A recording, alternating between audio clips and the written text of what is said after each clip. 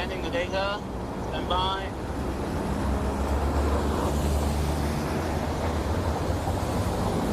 Okay, hold 9. All right, we're live. All right, we should be live.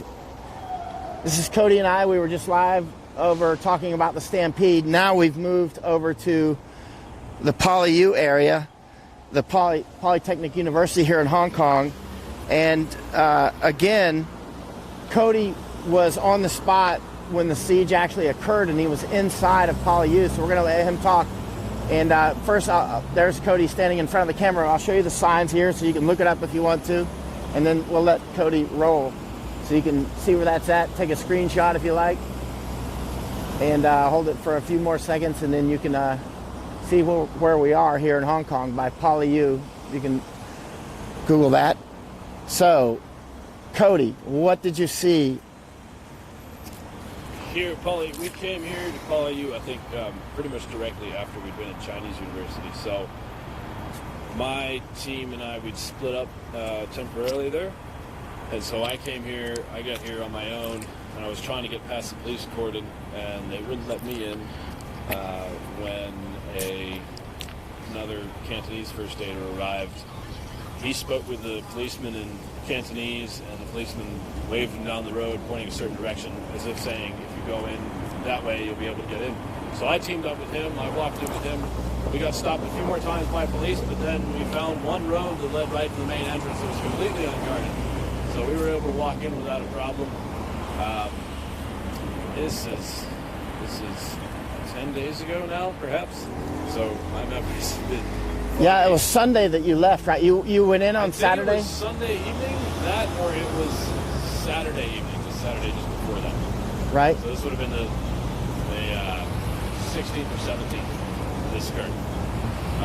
So we stayed in there, we got in there early in the morning, stayed all day, stayed overnight.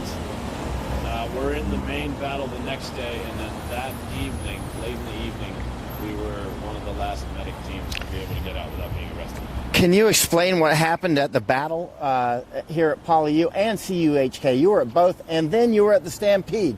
You were just like one after another, bang, bang, bang. Yeah, so I guess I'll start with Chinese. Everybody knows on the previous Tuesday, Chinese University had an absolutely huge, massive battle. Thousands of rounds of tear gas fired, 60 very injured protesters, lots of more minor injuries. We got there, I want to say a day or two. The timeline's foggy. Maybe we can publish like an actual timeline of all this stuff later when I look back at my log. But we got there a day or two later after the main siege. We went in, we found a sort of area where we could have our little office and camp out. We stayed overnight. We were there the night that the protesters decided to retreat and abandon Poly University. There had been some discord within the protesters there that caused some trouble. So they decided to leave and sort of make PolyU their last stand. So, what was the nature of the discord between the liberators, the protesters, the patriots? My understanding is that there were the students from Chinese University, and then there were other protesters that came in to help. The students there respond, if I understand all this correctly, to the student body president. Right. So there are a lot of these protests, there's no leader, there's no one head that's leading everything. Right. But in the universities, I think the student body council, the student body president had a lot of say over it. But when you had these outsiders come in to help, that caused occasional discord. So there was a bridge number 2 over the, I think it's called the Soho Highway or something like that. They had a big battle there. Big battle there. That was where a lot of the action was on Tuesday when the main siege happened. So that bridge had a group of protesters on it that made a decision the night we slept over at Chinese University to open a few lanes of traffic and allow traffic to come through in an attempt at making a sort of agreement with the police, with the government, saying we'll open a few of these lanes to allow traffic through if you concede to a few of our demands. And I don't know if they meant some of the actual 5 demands or some demands more specific to Chinese University. So that group made that decision without really correlating with the other group. And that caused some discord. That caused a lot of discomfort. A lot of people would feel unsafe with the fact that there wasn't much communication, and a lot of people left, leaving a very small group to defend Chinese University, which a group that could not have defended Chinese University was so small. So that's when we were there. So the next day we woke up, we found a large number of protesters left. We remained there all throughout the day, and then that evening there was a group down on the bridge. We went down to the bridge, we heard a lot of honking, and we found that they had shut the highway back off again. So one group of protesters had decided to open it the night before, and then that evening they shut traffic down again. Police came. I recall 4 or 5 police carrier vans. They remained on scene. It seemed just long enough to sort of direct the traffic to turn around and get out of the way. A few cars did speed through the barricade. A Porsche or something came through. It had to be 100 miles an hour and shot through an area where there wasn't too much rubble. But after the police redirected traffic, they really moved out of the way. They went back around the corner. There was no exchange of fire between the police and the protesters. The protesters did throw a few Molotovs and some bricks just trying to reestablish the barricade across the highway after the cars were able to run through. And then when the decision was made, of course, if you don't speak Cantonese, you sort of stand there and see things happening. And sometimes all of a sudden everybody's running in one direction or everybody's shouting and you don't quite know why. So in this case, we were all standing on the bridge when people started filtering out, and all of a sudden everyone started running out. And they grabbed us and they said, "You gotta go, you gotta go." We just said, "Why?" And one of the English speakers. So on the far end of the bridge away from the university, they had built... Let's get away from this intersection. Yeah. Weishan's saying we're getting too much ambient noise. Let's which way? Yeah, let's go which way you think is the best, because you were... Say over there, that's the barracks. Let's do that then. Let's go. You want to stay by the barracks? Yeah, we'll cross. Right. I walked over there last night, actually. Walked pretty far last night. I walked around here for about an hour. It was actually this morning, wasn't it? It was super early this morning. So this is the second time I've been here today. What time is it right now, Cody? It is 10. What is it? Midnight 10. Oh, so it's actually tomorrow already. So, Chatham Road South. Military. This is a Chinese military base. So we are at Chatham Road South. This is a Chinese barracks. Let's keep walking on up a little bit. Now, which way did you come out when you came out? When we came out of Chinese University?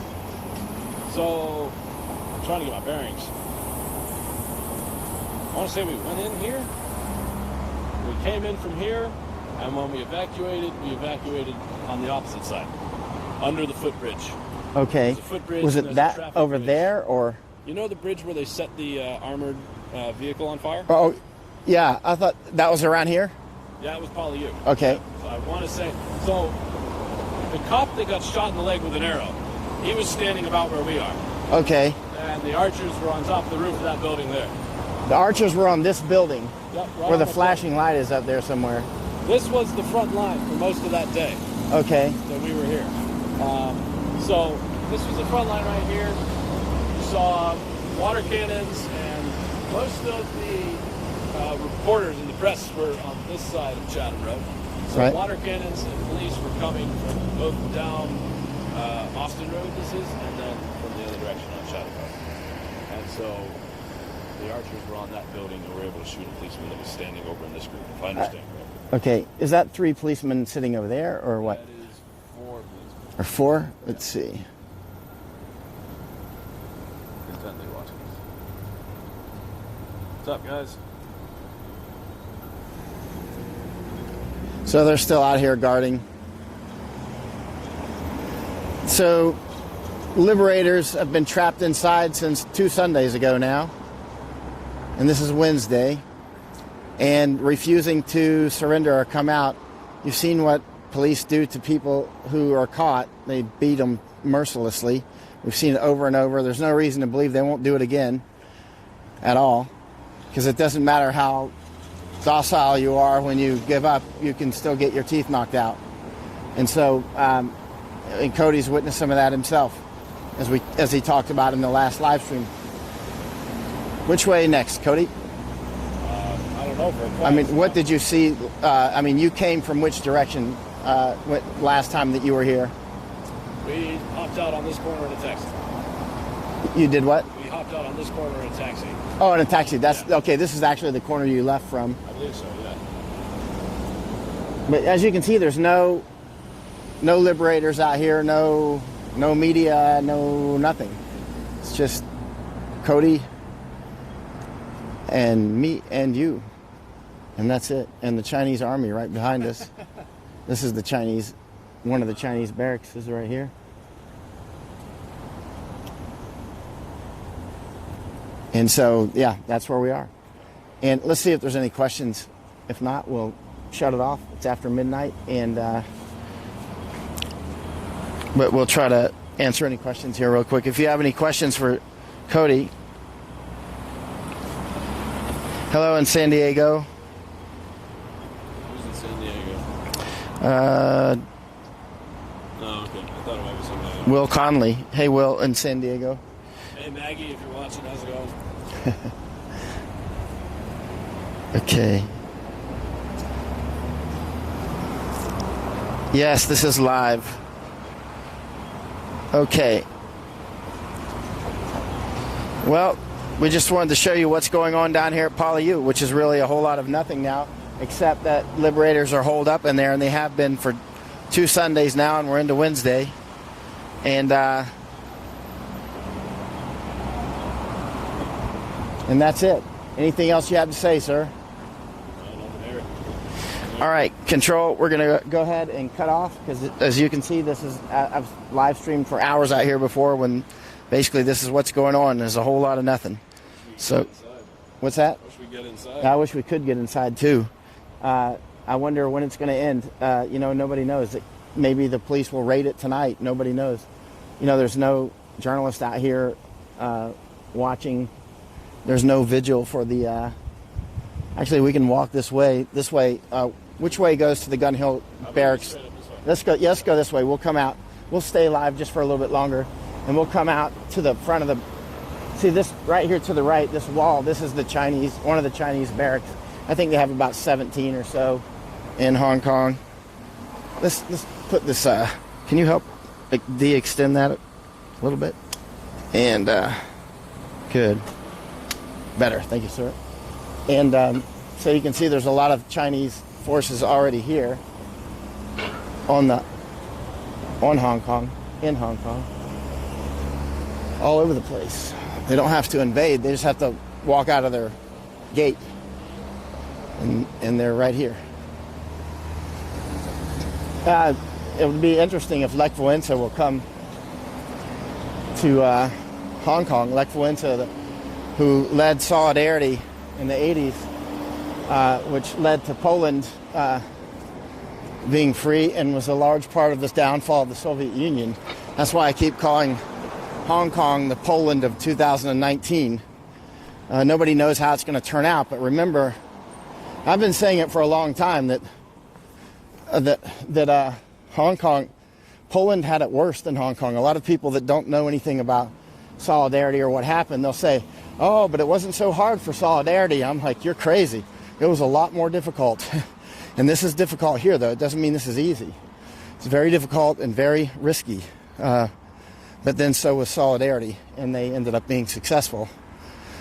And Poland is now free, as are the Baltic states. Czechoslovakia was free and then split into 2 countries, Czech Republic and Slovakia. Of course, there was Hungary and Romania and Bulgaria and so many others. Albania, which everybody always forgets. Not Alabama, but Albania. And interesting, Albanians, when they nod their head yes and no, they do it backwards from us.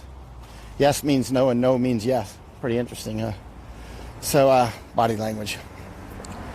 So again, here we are. You've seen me live stream here before with Eric and Jay at the Gun Club Hill Barracks.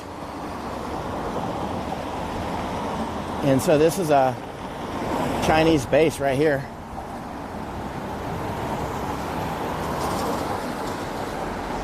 Former British base on Austin Road.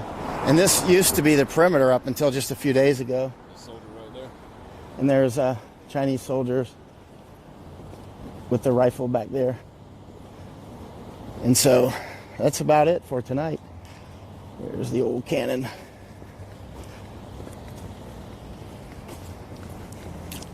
You can see that this was, remember when I was live streaming just days ago, this was all blocked off. Let's see if there's any more questions, and then if there's not, we'll cut it off. Hold on. Please, thanks.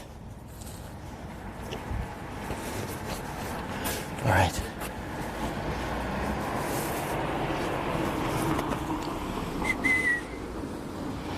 Okay.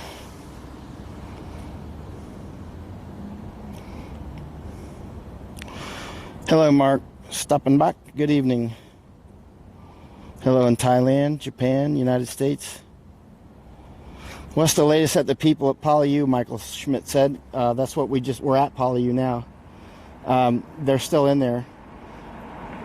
They're still in there, Michael. My understanding is a few dozen at the most still in PolyU. Yeah, a few dozen at the most. They're really in bad shape. Eric's wondering if the cats are around. We can walk back there and look. Hello in Pendleton, Oregon, Nicole. Who is Brian? Jan says. David. Okay. I think there's not a lot of questions tonight. And we'll go ahead and shut it off here. Control, we're going to go ahead and shut it off. Hello, Ho Ka Hong. And right, we're going to go ahead and shut it off. All right, so that's it. I don't see any more questions. We're going to go ahead and shut it off for tonight. You can see the PolyU siege is still on. There's only this dog and some Chinese soldiers. And the police, not very many police like there used to be, and no patriots or anybody else. And so one more. Okay, that's it. All right, Control. Mike out from. Wait, what is that? Flashing lights. Nope, it's just police passing by or something. Often, right as I'm starting to cut off, something happens. I've noticed that happens a lot. All right, we're going to go ahead and cut off. Mike and Cody out. Surest way to get tear gas fired is light a cigarette.